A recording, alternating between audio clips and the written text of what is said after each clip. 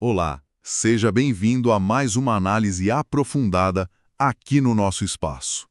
Hoje vamos investigar uma parte dos artigos científicos que, olha, muita gente passa batido ou acha que é só um detalhe técnico. Qual parte seria? A seção de materiais e métodos. Mas a verdade é que ela é o coração da pesquisa, sabe?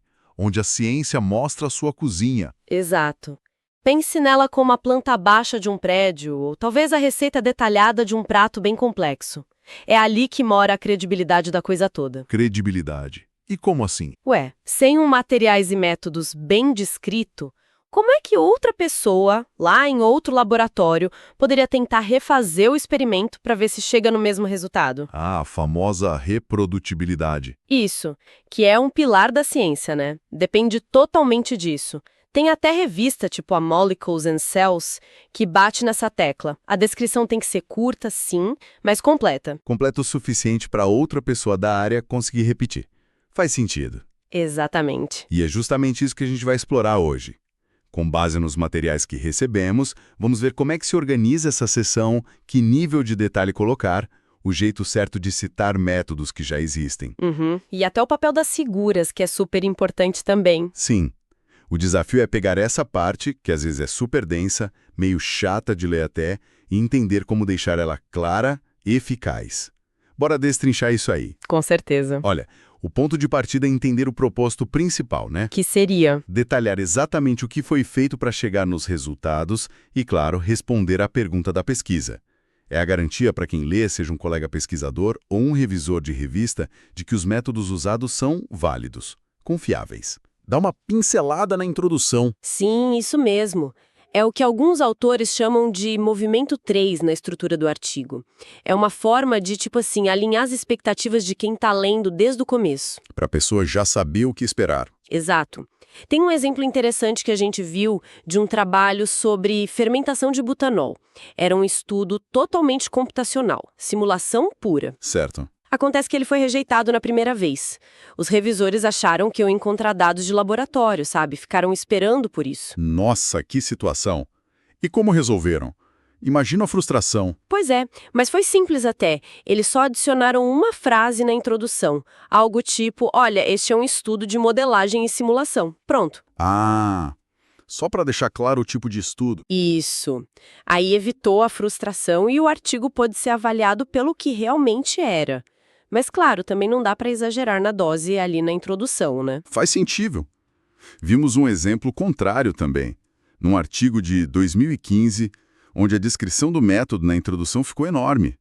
Quase 120 palavras, cheia de detalhe técnico, de simulação, análise de ciclo de vida. Excesso de informação, né? E aí... Aí a versão revisada ficou bem melhor. Umas 70 e poucas palavras, mais focada no objetivo principal, que era comparar diferentes jeitos, diferentes rotas tecnológicas para produzir o tal do N-butanol. Às vezes, menos é mais mesmo. Exatamente. E aí, entrando na seção de materiais e métodos propriamente dita, a organização é fundamental. Uma dica de ouro que o material traz é fazer a ordem das etapas bater com a ordem que os resultados são apresentados depois. Interessante isso. Ajuda a seguir o raciocínio. Muito. Quer dizer, se você vai mostrar primeiro os resultados da produção embatelada, então descreva como fez essa produção primeiro lá nos métodos. Fica uma linha lógica. Ah, entendi. Tipo, subtítulos podem até ser os mesmos ou parecidos entre as seções. Isso, perfeito. Vimos exemplos disso em alguns trabalhos citados, acho que de 2012 e 2020, subseções como produção embatelada aparecendo tanto em métodos quanto em resultados e discussão. Cria uma consistência interna. Legal. Fica mais fácil de navegar pelo artigo. Facilita demais a vida de quem lê. Fica claro. Foi feito isso aqui nos métodos e o resultado disso foi aquilo ali nos resultados. E a ordem dentro de cada passo também importa, né? Não basta só listar as etapas. Tem que ser na sequência certa. Com certeza. É como contar uma história. Tem que ter a ordem cronológica correta do que aconteceu no laboratório ou na simulação. Poderia dar um exemplo? Claro. Em vez de dizer algo como o sobrenadante límpido foi analisado por cromatografia após ser transferido para um tubo e armazenado a menos 20 graus Celsius, o texto publicado que a gente viu seguia a ordem real. Como seria a ordem real? Algo tipo, O sobrenadante límpido foi transferido para um tubo limpo, armazenado a menos 20 graus Celsius até o momento da análise e então analisado por cromatografia. Segue o fluxo. Percebi a diferença. Fica mais natural. Fica. Outro exemplo. Descrever como o bioreator e o meio de cultura foram preparados antes de dizer que eles foram autoclavados e resfriados. É a sequência lógica dos eventos no laboratório. Detalhezinho, mas que ajuda na clareza. Ok, entendi a importância da estrutura, da ordem lógica. Mas aí vem a grande dúvida de muita gente, eu acho. Quanto detalhe colocar? Tipo, se eu usei uma técnica super comum, que todo mundo na minha área conhece, preciso descrever tudo de novo, tintim por tintim? Ótima pergunta. E a resposta curta é depende. Um livro muito bom sobre escrita científica, o Gastel e Day, dá umas dicas práticas sobre isso. E o que ele diz? Se o método é completamente novo, aí sim não tem jeito. Todos os detalhes são essenciais. A pessoa tem que conseguir replicar do zero. Certo, faz todo sentido. Agora, se o método já foi publicado antes, detalhadamente, geralmente basta citar a referência original. Foi o caso, por exemplo, num dos estudos que analisamos, ASCII de 2012, que só citou trabalhos anteriores para descrever como a cultura de micro-organismos era mantida e como o inóculo era preparado. Já era conhecido. Entendi. Economiza espaço e tempo. Mas e se o método for conhecido, mas talvez não tão conhecido assim por todo mundo que pode ler o artigo? Ou se existem variações importantes dele? Aí o bom senso manda dar uma ajudinha pro leitor, né? Se a técnica é super padrão na área, pensa num teste estatístico básico como o teste T ou ANOVA, só a referência já basta. Ou às vezes nem precisa. Ok. Mas se você acha que parte do seu público pode não estar familiarizada, ou se o método tem nome, mas pode ser aplicado de jeitos diferentes, aí vale a pena incluir uma breve descrição junto com a citação. Ah, para contextualizar melhor. Exato. E tem um ponto crucial. Se existem vários jeitos de fazer algo, o exemplo do material era quebrar células, pode ser por ultrassom, por lisiquímica, etc. Diga qual você usou junto com a citação. Como assim? Ajuda muito mais dizer as células foram quebradas por tratamento ultrassônico, como descrito por fulano ano, do que só as células foram quebradas como descrito por fulano ano. Ah, claro. Porque aí o leitor não precisa ir caçar referência só para saber qual técnica foi usada. Já tá ali. Isso. Poupa um trabalho desnecessário para quem está lendo. Falando em métodos, e a parte de estatística? Quando a gente usa testes mais específicos, ou aqueles planejamentos de experimentos tipo planejamento fatorial, que é bem comum em engenharia química, precisa citar a fonte do método estatístico? Olha, para os métodos estatísticos mais comuns, geralmente não precisa de citação, não. O exemplo do trabalho de 2020 usou o teste Tukey, que é bem padrão na área. Mencionaram a ferramenta online que usaram para fazer o teste, mas não citaram uma referência para o teste Tukey em si. Ok. E se for algo mais avançado ou menos comum? Aí sim, uma citação pode ser necessária ou pelo menos recomendada. Mas aqui tem um ponto que eu acho fascinante e que o material ressalta bem, especialmente sobre esses planejamentos fatoriais e análises estatísticas nos resultados. O que seria? Não basta só apresentar a análise estatística lá na seção de resultados e discussão, dizer, o fator X teve um efeito estatisticamente significativo sobre a resposta Y. Isso não é o objetivo. É parte do objetivo, mas não pode parar aí. Especialmente em áreas como engenharia, é fundamental ir além do resultado estatístico. É preciso buscar explicação por trás daquilo. A explicação física, química, biológica? Exatamente. O fenômeno que causa aquela relação que a estatística apontou. Como dizem o Gastel e Day, e isso vale para quase toda a ciência, análises estatísticas geralmente são necessárias, mas seu artigo deve enfatizar os dados, não as estatísticas. Entendi. A estatística é a ferramenta para encontrar o padrão. Isso. Mas a ciência de verdade está em explicar o porquê daquele padrão existir, o mecanismo por trás. Boa. Focar na história que os dados contam, não só nos números da estatística. E sobre a linguagem em si? Tempos verbais, por exemplo. Tem alguma regra? Como fica isso? Tem sim. A regra geral é: se você está descrevendo experimentos que você fez no laboratório ou análises que você realizou, coisas que começaram e terminaram no passado, use o tempo passado. Simples assim. O pretérito perfeito, né? Foi feito, analisou-se, medimos. Isso. Vimos isso claramente no exemplo de 2022, descrevendo o preparo de material, as fermentações, tudo no passado. O material foi seco, a fermentação foi conduzida, a ação acabou. Mas e se o trabalho não for experimental? Se for, sei lá, uma simulação de computador, um modelo teórico, algo mais conceitual? Ah, aí a coisa muda um pouquinho. Para descrever as características do modelo ou da planta industrial simulada em si, as condições de operação do modelo, aí se usa o presente. Presente? Por quê? Porque você está descrevendo um conceito, um sistema, algo que é daquele jeito dentro do seu modelo ou da sua simulação. O exemplo que vimos, de 2020, descrevendo uma usina de cana simulada, faz isso. Fala das correntes de processo no presente. Entendi. O modelo existe no presente. Isso. Mas, atenção, as ações que o pesquisador realizou para construir aquele modelo ou simulação, essas sim são descritas no passado.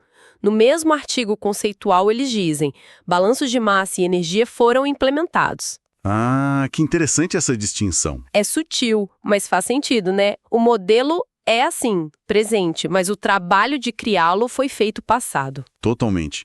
E uma coisa que o material deixa bem clara: nada de usar o futuro na seção de métodos, certo? Tipo, será feito. Exatamente, de jeito nenhum, nada de a concentração será determinada. Isso é linguagem de projeto de pesquisa do que você ainda vai fazer.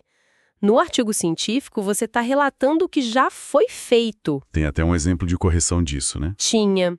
Um rascunho usava será determinado e a versão final publicada corrigiu para foi decidido. É sempre olhando para trás, para o que já aconteceu. O futuro fica para o pedido de financiamento. Entendido. Sempre no passado para ações concluídas. E para deixar o texto mais direto, mais enxuto, tem alguma dica de estilo de escrita? Tem uma técnica que ajuda bastante, que os linguistas chamam de usar orações não finitas. Orações não finitas. O que é isso em português claro? Basicamente, é usar mais os verbos no infinitivo, fazer, analisar, no particípio, feito, analisado, ou no gerúndio, fazendo, analisando, para conectar ideias em vez de usar frases completas com que, o qual, depois que, etc. E qual a vantagem disso? Deixa o texto mais conciso, mais direto ao ponto e geralmente com um tom um pouco mais formal que cabe bem na escrita científica. Consegue dar um exemplo prático para a gente visualizar? Claro. Olha só, em vez de escrever algo como após o bagaço ter sido seco ao ar livre, ele foi moído, que usa duas orações mais completas, a versão publicada num dos artigos que vimos poderia ter usado algo mais direto, como após ser seco ao ar livre, o bagaço foi moído.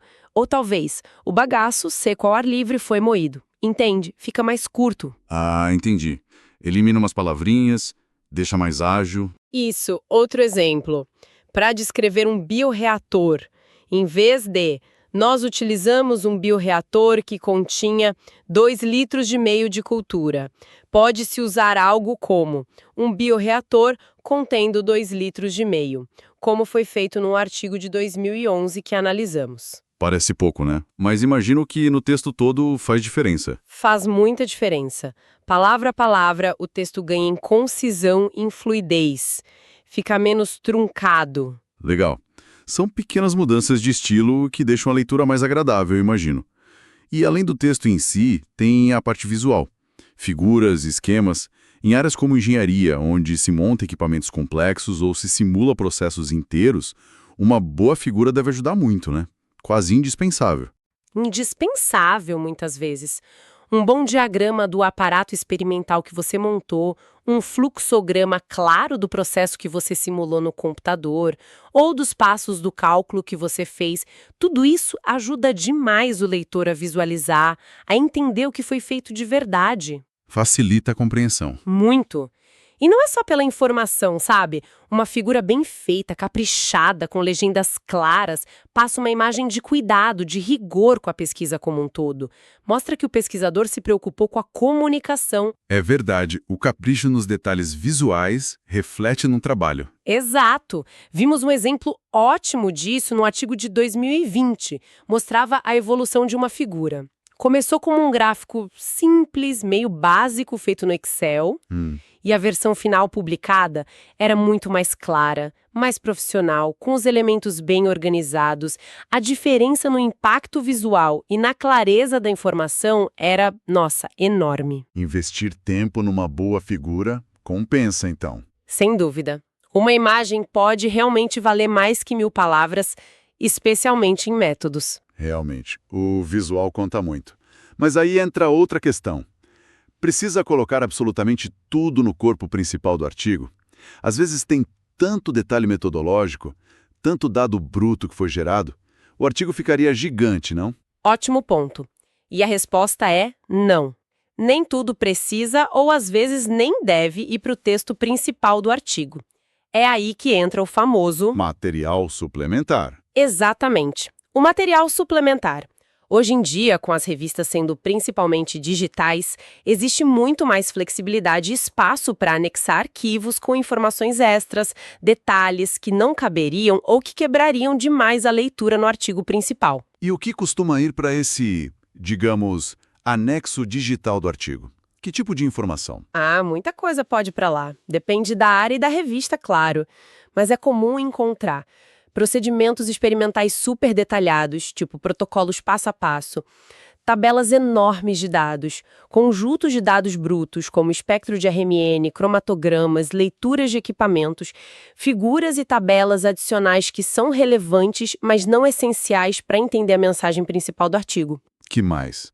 Detalhes completos de modelos matemáticos, códigos de computador usados na simulação, derivações matemáticas longas, passo a passo de equações, dados de caracterização de materiais, como aqueles resultados de difração de raio-x, o tal do XRD, imagens de microscopia eletrônica de varredura, MEV, resultados de análise termogravimétrica, TGA. Nossa, bastante coisa mesmo. Sim, e dependendo da área e da revista, até vídeos curtos mostrando um procedimento experimental ou animações de uma simulação. O céu é quase o limite, digitalmente falando. E qual o objetivo principal de colocar tudo isso lá? É só para desafogar o artigo principal? Não só isso. O objetivo principal é a transparência e, de novo, a reprodutibilidade. É dar ao leitor mais curioso ou aquele que quer realmente tentar replicar o estudo ou usar seu método, todas as ferramentas e informações necessárias para isso. Entendi. É abrir a caixa preta da pesquisa. Exatamente. Mas, é fundamental seguir as regras de cada revista sobre o que pode ou não ir para o material suplementar e como formatar esse material. Não é uma terra de ninguém. As revistas têm regras específicas para isso? Tem, e às vezes os próprios editores ou revisores, durante o processo de avaliação do artigo, pedem para o autor mover algumas informações do texto principal para o suplementar. Interessante. Aconteceu isso num dos exemplos que vimos, né? Comentários de um editor da Bioresource Technology para um artigo de 2021. Isso mesmo. O editor pediu explicitamente para tirar algumas figuras, acho que as figuras 1, 2 e 3 do corpo do artigo, e sugeriu colocá-las no material suplementar. E por quê? Para encurtar o artigo? Provavelmente para melhorar o fluxo de leitura do artigo principal e talvez por limites de página da versão impressa. Inclusive, ele pediu especificamente para remover uma figura com imagens de microscopia eletrônica, MEF, explicando que a política da revista era não publicar aquele tipo de imagem no texto impresso, só como suplementar.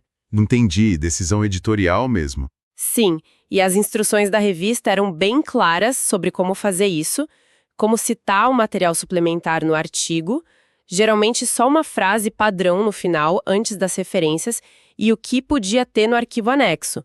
No caso dessa revista, eram bem restritos, só as figuras e tabelas em si, sem texto explicativo adicional ou outras referências bibliográficas dentro do suplementar. Ou seja, tem que ler as instruções para autores da revista com muita atenção também para essa parte. Com certeza absoluta, cada revista tem suas normas. Então tá.